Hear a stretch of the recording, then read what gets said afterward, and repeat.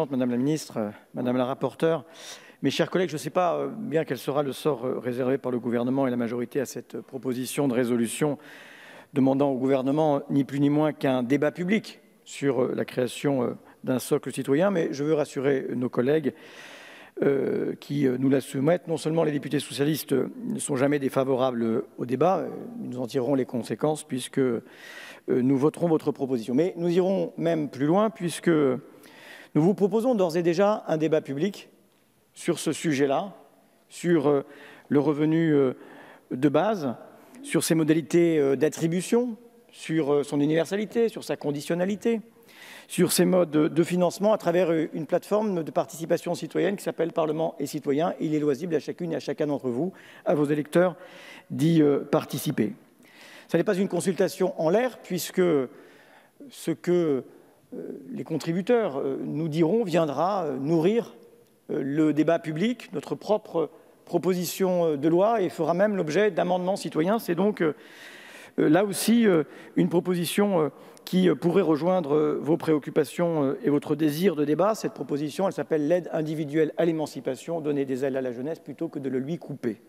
C'est à la fois le revenu de base et une dotation universelle, le tout ouvert à 18 ans.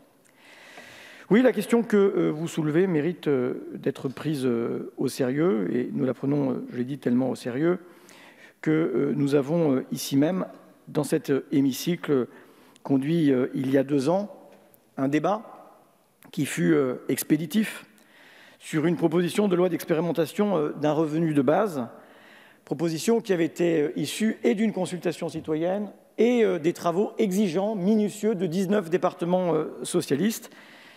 Mais je suis bien obligé de vous rappeler que la majorité et le gouvernement, via le vote d'une motion de rejet préalable, avaient refusé le principe même du débat au fond, et que d'ailleurs 4 des co-signataires de la présente résolution avaient voté cette motion de rejet préalable.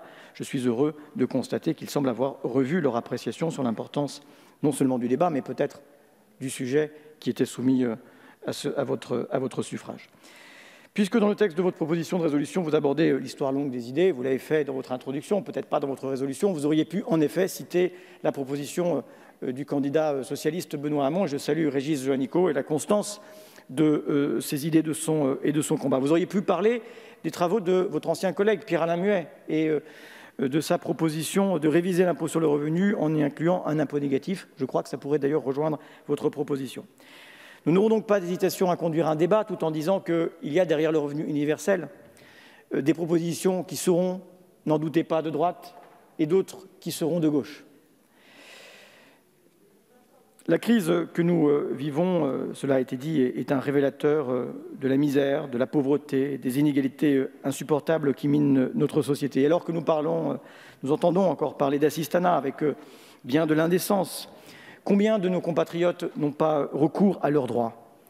Nous partageons votre diagnostic sur la nécessaire simplification des dispositifs, sur la nécessité d'une automatisation. Et quand nous regardons les expériences étrangères, même celles qui ont été suspendues, je pense à la Finlande, je pense à la Californie, nous pouvons nous inscrire en faux devant cette caricature qui consisterait à penser que ce sont des dispositifs qui conduisent à s'abîmer dans la oisiveté et qui viennent en contradiction de l'aspiration à un retour dans l'emploi, bien au contraire.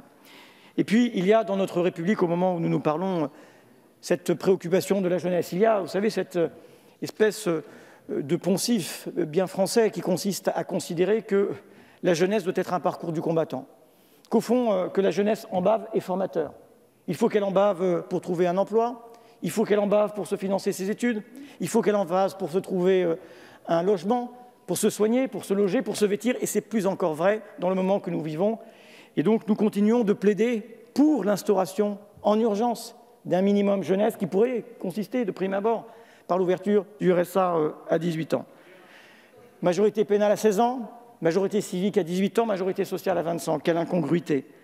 Alors oui, nous participerons à ce débat pensant à la jeunesse qui a un niveau de vie inférieur à 18 ans qu'à 17, un patrimoine inférieur de 75% aux 30-39 ans, un taux de pauvreté 3 fois supérieur aux plus de 60 ans, aux jeunes qui souffrent et que le gouvernement ne regarde pas. Et j'en conclus, Madame la Présidente, en vous invitant au passage à l'acte et au débat auquel nous vous invitons. Je vous remercie.